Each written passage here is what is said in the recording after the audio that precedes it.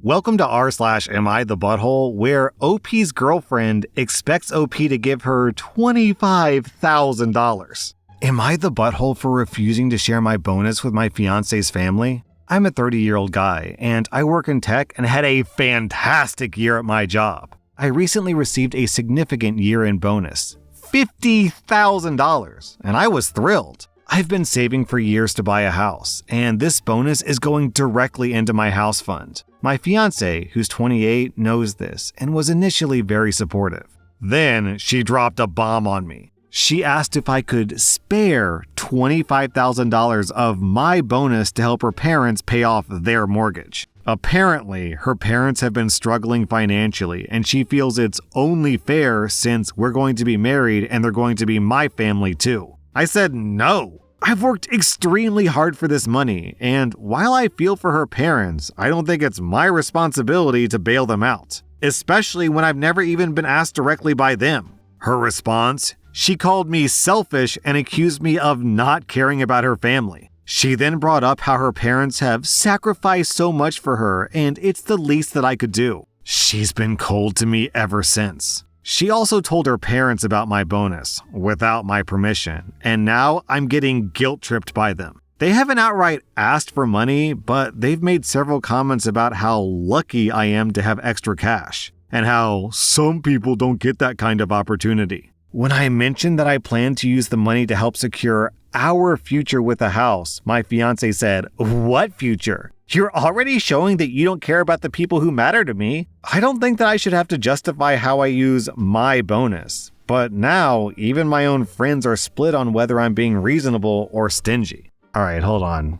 If the parents sacrifice so much for the fiancé, then shouldn't she give them $25,000? OP, I'd be rethinking this engagement because once you marry this woman, then half of your bonuses are automatically hers. OP, I'm giving you 0 out of 5 buttholes. I'm giving your fiancé and her family 2 out of 5 buttholes. Am I the butthole for boarding a plane without my sister and leaving her and her kids behind?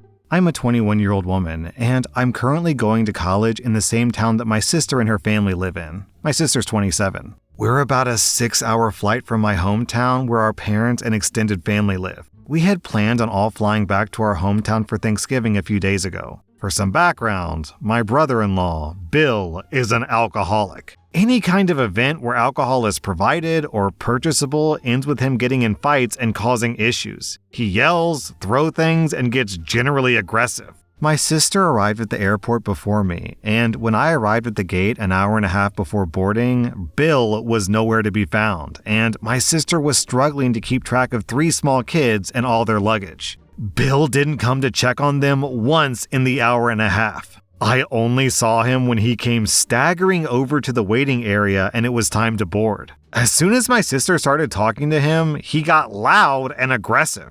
I watched from the boarding line, we're in different groups, as it escalated to the point where security confronted him. My sister waved me over and I got out of line. She told me that security weren't going to allow him to fly and that she needed help.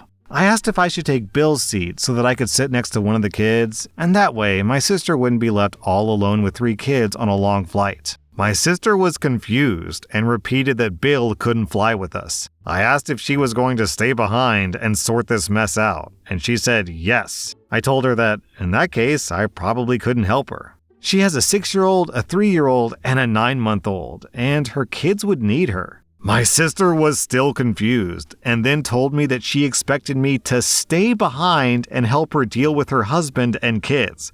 I told her no. Traveling around the holidays is insane. There likely wouldn't be enough open seats for us to get a later flight if Bill is even still going to be allowed to fly at all. I was excited to see our family, and her kids were not my responsibility. She got upset and told me that she didn't know what to do with her husband and that if he couldn't fly, or worse, she didn't know how she'd handle it. I told her that's not my problem. Bill isn't a child who needs supervision, and it's not her job to deal with him throwing a tantrum and getting in trouble with security. I said that we could just board the plane and leave him to face the consequences of his own actions. She said that he is her responsibility. I told her that if she knows how he is when he drinks, and that if he was her responsibility, then she should have done something to prevent this, and that this situation was all on her. She chose to marry an alcoholic, not me. I wouldn't be missing my family for Thanksgiving because her husband can't hold his liquor. I boarded the flight, and she stayed behind. My family was happy that I made it, but many of them called me insensitive for what I said, and my mom was particularly mad that I didn't stay and support my sister. Am I the butthole? Honestly, OP is giving the sister the support she needs, which is a hard reality check. The sister is enabling the drunk husband, and now everyone wants OP to just enable the enabler? No, then we're just stuck in a cycle of alcoholic abuse. OP, you get 0 out of 5 buttholes. I'm giving the alcoholic 3 out of 5 buttholes, and I don't want to be too hard on the sister because she's kind of a victim here, but she's also being really dumb. She needs to figure out what's going on here, so I gotta give the sister 1.5 out of 5 buttholes. Am I the butthole for threatening to divorce my wife if she doesn't become a proper homemaker the next month? My wife and I have been married for 4 years. I'm 33, she's 32. Her name is Steph. Steph is a stay-at-home wife, and since we got married, she's been incredibly inconsistent with household labor. I work a physically demanding job, and it would really help if Steph could at least cook dinner more than once or twice a week. Instead, she sits at the dinner table, hunched over her phone for hours a day. She's completely addicted to it, but she refuses to even have a conversation about this. Now, about twice a year, I have an opportunity to visit a foreign country for work. The nature of the work is to supervise construction and instruct the workers there. The compensation for these trips is always fantastic, and Steph is appreciative when I go because I bring home a pretty fat paycheck after. 3 weeks ago, I was about to depart for 2 weeks on such a trip. At around 10 a.m., I texted Steph and said that time was tight, but I'd be home at 12:30 to pick up my luggage. I asked her if she would make me something for lunch, and she agreed to do so. I emphasized that I had about 10 minutes to stuff my face and then get to the airport. At 11 a.m., I texted her again, saying I'd be home as planned at 12:30. Again, she said okay. At 12, I texted her saying that I was leaving.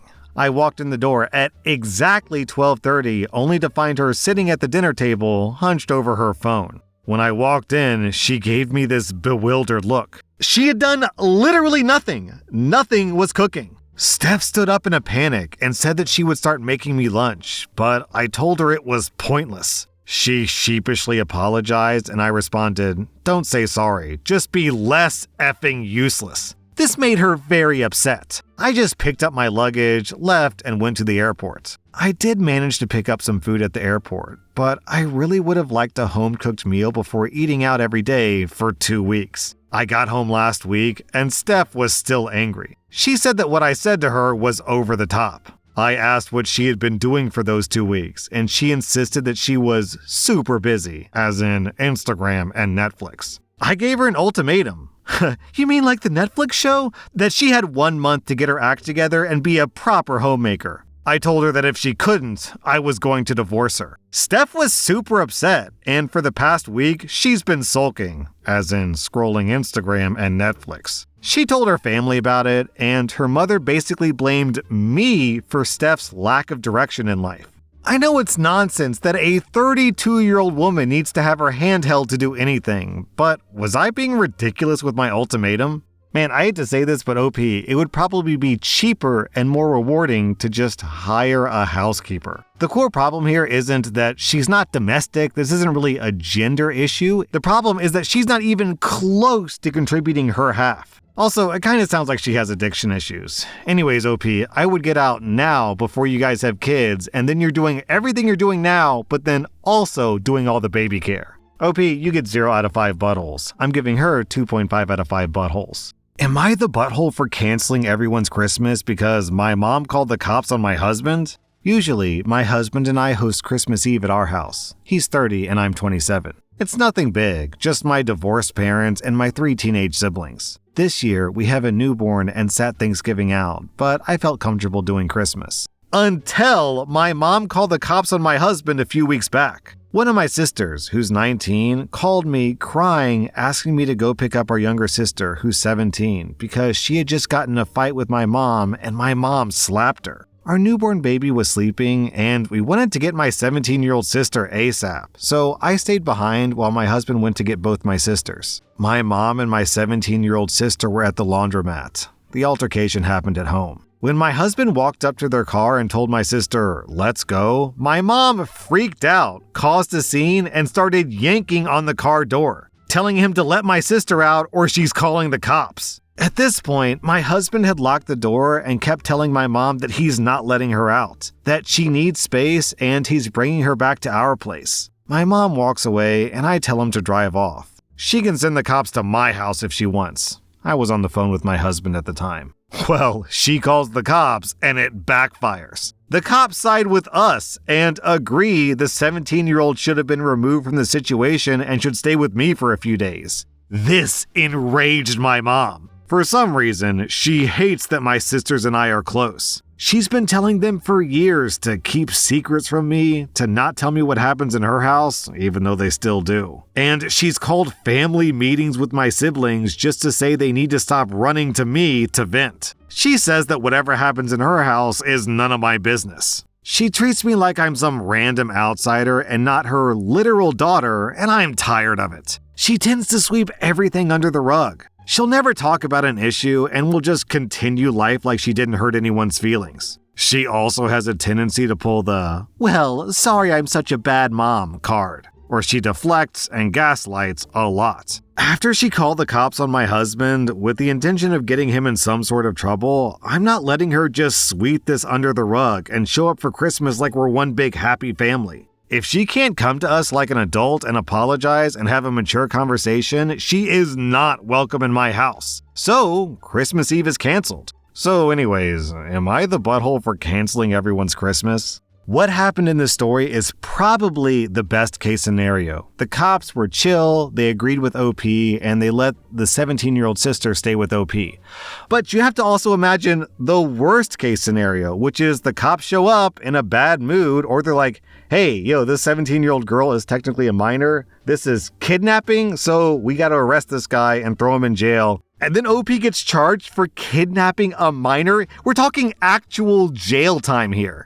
So your mom could have literally ruined your life and your husband's life, and she wants to be like, "Okay, well, where should I put my stocking?" Yeah, right. OP, you get 0 out of 5 buttholes. I'm giving your mom 3.5 out of 5 buttholes. Am I the butthole for accidentally letting my sister-in-law get chemical burns on her face? Me and my husband are 26. We bought our first home 7 months ago. His younger sister, who's 16, just got her license. And she frequently shows up unannounced and has trouble taking no for an answer. Last Friday, she came over after dinner and asked to stay the night. We agreed since we had no plans. She asked to shower, so we let her use ours, as our guest bathroom isn't stocked yet. I splurge on salon-quality hair care products because my hair is unruly, and my $27 shampoo bottle was brand new. Later, I found half the shampoo and nearly all the conditioner gone, along with my skincare scattered across the counter. She used almost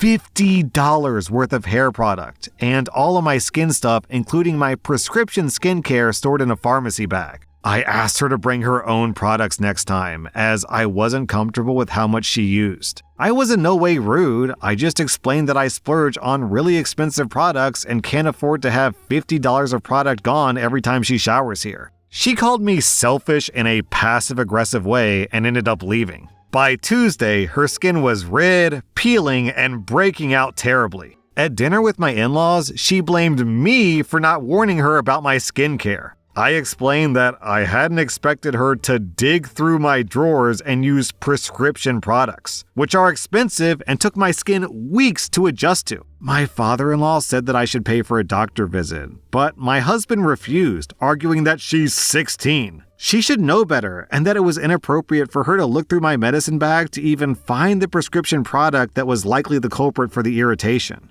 Am I at fault for not warning her? I wouldn't go through someone else's personal products, let alone use their stuff like it was my own. I would have been happy to share some skin products, but not my prescription cream. She also brought up that I got mad that she used so much shampoo and conditioner and basically made me look really bad in front of my in-laws. Admittedly, I was upset about the shampoo and conditioner and the fact that she left a huge mess on our counter, but I was very calm and just explained that money is tight as we just bought our house, and I didn't want her to use months of products during one shower. Okay, taking someone else's prescription products can literally kill you. So I would say this is a valuable life lesson learned, kind of akin to touching a hot stove. Hopefully, your sister-in-law has learned her lesson. OP, I would just say change your locks and disinvite her from your house until she can pay you back for the missing product. You get 0 out of 5 buttholes. I'm giving your sister-in-law 2 out of 5 buttholes.